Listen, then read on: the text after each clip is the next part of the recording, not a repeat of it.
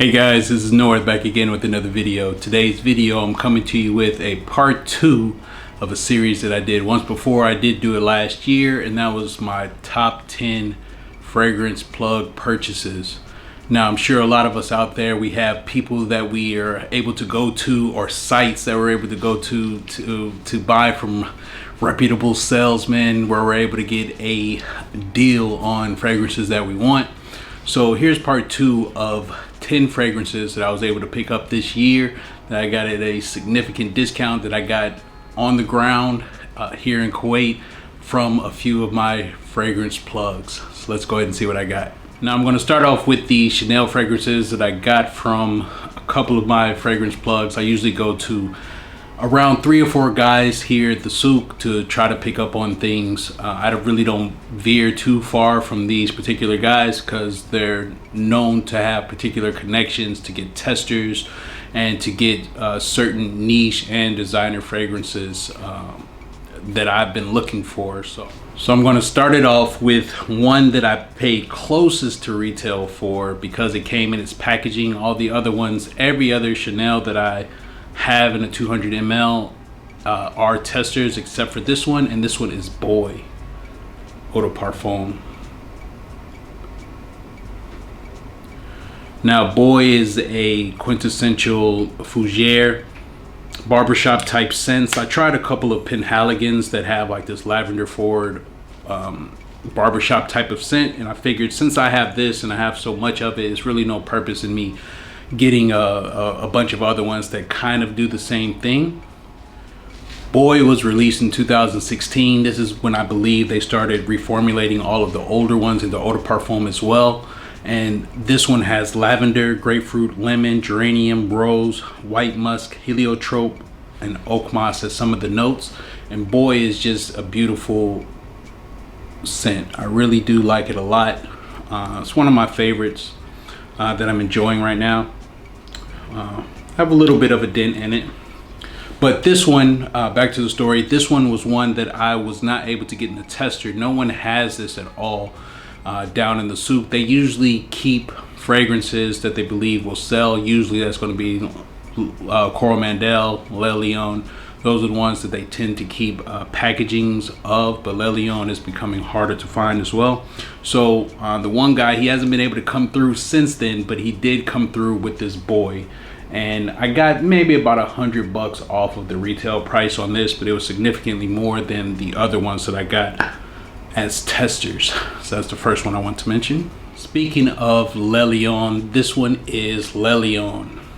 Again, another eau de parfum concentration. This one was released in 2020.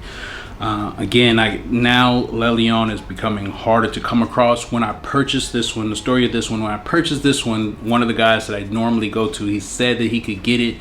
And though they come through a lot of the times, it's usually things that are like in stock, but when they say they're going to get something, they tend to disappear. This guy said that he would get it the next day. I sort of was like, whatever. I went to a different guy that I normally go to, and I picked up the 75 ml. Sure enough, I didn't open it, but sure enough, the next day he actually did call me and he had the tester of Le Lion for me. Again, this one was released in 2020, and the notes on this one are bergamot, lemon, labdanum, amber, Madagascar vanilla, patchouli, and sandalwood. And this is just, to me, a top-notch, top-class amber scent. So once I smelled this one and I really got a chance to know it, just from testing it, I just decided I had to have it, and to sort of like justify the price, even though I got them for same price as all of the other testers, it just wasn't one that I was looking to pick up at the time. It just happened to be on my mind. I said I'm going to get rid of the majority of my other amber scents, which is what I did. Just to sort of justify having this one in my collection. I believe this one fits all the bills for a labdanum heavy amber scent. So I did pick this one up. There's another one that's going to be hard to find down in the souks, even at packaging. I believe you can find Coral Mandel a little bit easier. I got that one as well, but let's keep it moving. This next Chanel is probably, man, top 1 or 2 favorite pickups of the year. I wasn't sold on it at first, so shout out to Time to Musk Up about this one. He said it was the best white musk fragrance that you could get, and I have to now agree with him, and this one is 1957. Now the story with this one is that the guy that I ended up getting that 75 ml Lelion, he said he could get 1957. I told him I would purchase either the tester of it or the packaging of it, and there is a significant difference in price when you get one of the two, but I was willing to pay the higher price if he wasn't able to get the tester of it. But about an hour or so later, he sent me the image of the 1957, so I was happy to run down there probably the next day to go ahead and get it in. 1957 was released in 2019. This one has like 8 types of white musk is what they say. It has aldehydes, bergamot, orange blossom, orris root, honey, cedar, and vanilla. And again, this is just a top-notch white musk scent. It smells unique. Usually white musk scents have this sort of like powdery type of smell to it. This has that, but it has along with the honey and I guess the orris root and a little bit of vanilla in it, along with the aldehydes, it just gives it this elevated type of smell that it's sort of hard to put in words. So this is like one of my grails in my collection now. I'm so happy that I was able to get this one. Let's move on to the last one. And the last one is a 2024 release. This is the last Chanel. I'm going to try to mention 10 fragrances here, but the last one is a 2024 release. You should know what it is, and this one is Comète. So again, one of the guy that came through with the Lelion, I was checking in on him. He didn't have any Chanels. I didn't tell him anything specific. Sometimes they ask you, what are you looking for? I just don't necessarily have anything in mind specifically, but when I came in this day, he had 2 white boxes sitting up there, so I knew that they more than likely were Chanel testers. I asked him what they were. I believe it was Gardenia and this one, so I immediately just said how much. He told me the same price, and the same price means that now and, you know, the price went up to 500, but in Kuwaiti dinar it's like 145 dinars. I got this probably more than $200 off the retail price, 200 ml. I was happy to get this one in. I was on the fence whether or not I wanted to own it, but then when I decided I did, I knew I wasn't going to go and pay retail for it. So luckily it came through. I haven't seen anybody else with it. As soon as I saw it, I picked it up. Comète, as we know, is the latest Chanel that has been released, 2024. This one has orange blossom, aldehydes, iris, heliotrope, and musk. So it doesn't have a complex note breakdown. This was one that I was happy to get in my collection. I haven't had a chance to wear it all too much because we're in the middle of summer right now.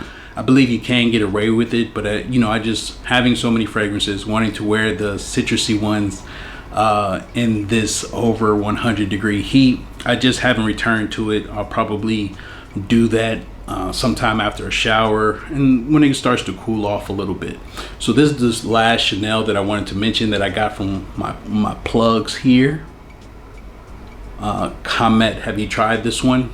All right, let's see what else I got. Next up is going to be from the house of Dior. This was one that I've told the story before that I tried when I was in Dubai, so I tried it a number of times. Before I decided I wanted to have it in my collection, I wasn't able to get the 250 ml tester that I kind of wanted, but I did get the 125 ml at a discounted price, and this one is New Look.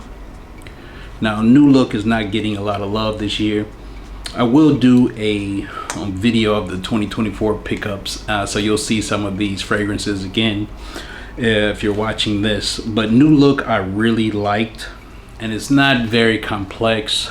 I mentioned in one of my Instagram posts that I tend to like a lot of Francis Kirkjohn's fragrances that he's done in collaboration with other brands other than from MFK.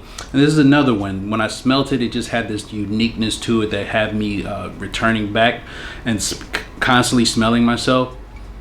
I probably smelled it 6-7 times in Dubai. I smelled it in Kuwait before I decided I was going to go ahead and pick it up, because I did get this one in packaging, even though I got it significantly cheaper than the price in the store. It costs more because, again, it comes in the packaging. And this one was released again in 2024. It has aldehydes, frankincense, and amber in it. and it does have this sort of soapy type of feel to it, along with that sort of churchy frankincense is what they call it. And for me, I just gravitated to it. I've just been liking a lot of scents that are a little bit subdued, ones that don't like scream. This is a safe sort of scent, one that you could wear in the office or at work, and it wouldn't be offensive to anybody. But I had to pick this one up, and my guy came through. I don't think anyone else has this one down in the souk, so I wanted to put this one on the list. Let's keep it moving. Next up, I'm going to stay with the house of Dior, and this one is a discontinued flanker of Fahrenheit. This one is Fahrenheit Cologne. Now, I love pretty much all of the flankers of Fahrenheit. Even I haven't tried all of them, but the ones that I have had or do have, I do really like. So when I saw Fahrenheit Cologne, especially this 200 ml flanker of Fahrenheit, I had to pick it up without ever even smelling it. Fahrenheit Cologne was released in 2015, and this one has notes of bergamot, Sicilian mandarin, lemon, French violet, patchouli, vetiver, cedar, and caraway as some of the notes.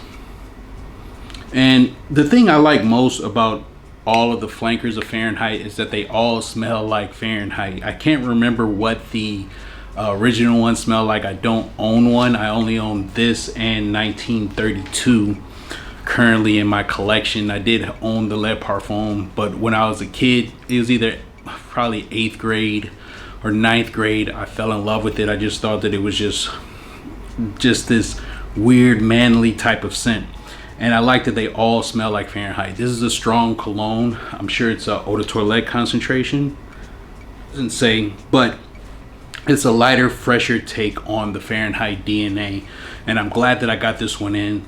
It is, again, discontinued, and 200 ml. So I've been really trying to, I've mentioned before, I've been trying to pick up 200 mls of summery type of scents because you sort of go through a lot of it. I probably have too much now, but that's one that I picked up. I got it for a steal. They aren't going for crazy prices, but I don't think that you could really find the 200 ml like on eBay, for example. So I just had to pick it up. It was like $100. Moving on. Next up is one I almost forgot about because I had all of these. I usually keep all of my ideas on my notepad. I had to reformat my phone. So I almost forgot about this one. I'm glad that I didn't because this is a beautiful summertime scent. This one is called Poeme de Sagano, and this one is by Ella K. So Poeme de Sagano by Ella K was released in 2018. This one is a 70 ml. This is not the one that I actually got from one of my plugs. This one is actually not from the souk. It's from a guy that sells vintage fragrances.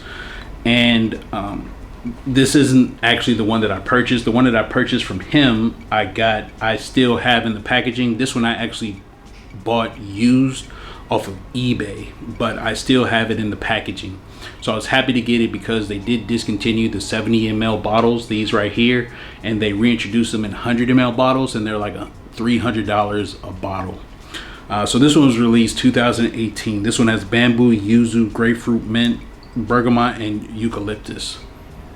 And it's just a beautiful summertime scent with that mint and the bamboo mixed with the citrus.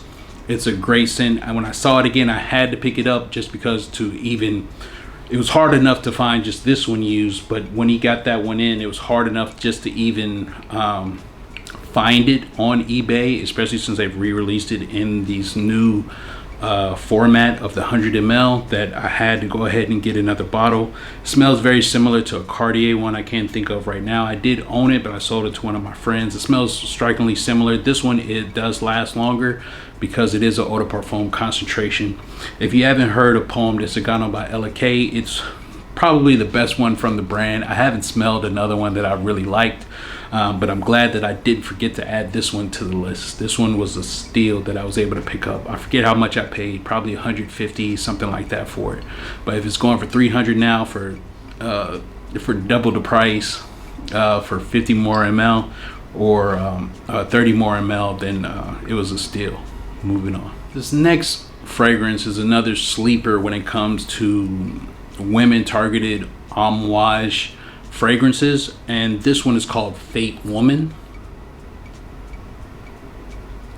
Fate Woman has been discontinued, and even the spot that I know, right, another spot where I know I could get Amouage from, they had a number of these on the 100 ml. I even bought one and sold it, but it's gone now. But this is one of, if not my only regret that I've sold and had to buy back in my collection. And again, this is Fate Woman. This is a 50 ml bottle, and it also is a non-magnetic cap, which means it's a older version of it. So I was happy to get this one in. Fate was released in 2013, and some of the notes on this one are cinnamon, black pepper, red pepper, labdanum, incense, jasmine, benzoin, castoreum, and leather.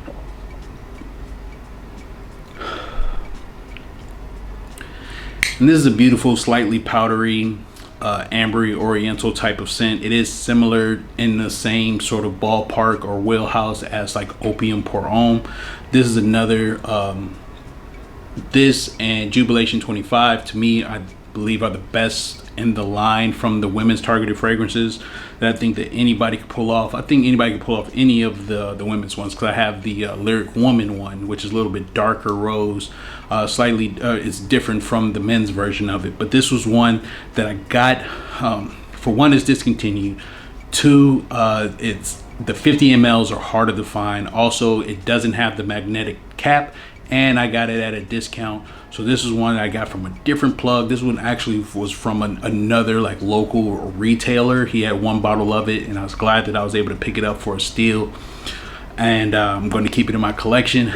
Let's keep it moving. Next one I picked up just a couple of days ago. I do own it in the 50 ml, but I was able to get a great deal on the 100 ml since I've been able to pick up on a couple of 100 ml Frederic Malls. Before, all of mine were 50 mls. Now it looks like I have to switch to the 100 mls if I want to keep the same aesthetic going. And this one is Iris Poudre. This is one that I don't believe I blind bought. I got it on sale, the 50 ml from Bloomingdale's.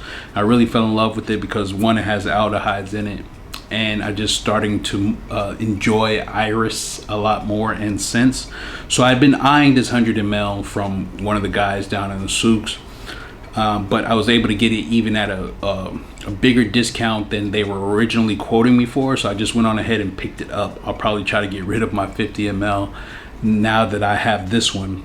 Now, Iris Poudre was released in the year 2000. This one has notes of aldehydes, ylang ylang, bergamot, orange, iris, musk, violet, vanilla are just some of the notes.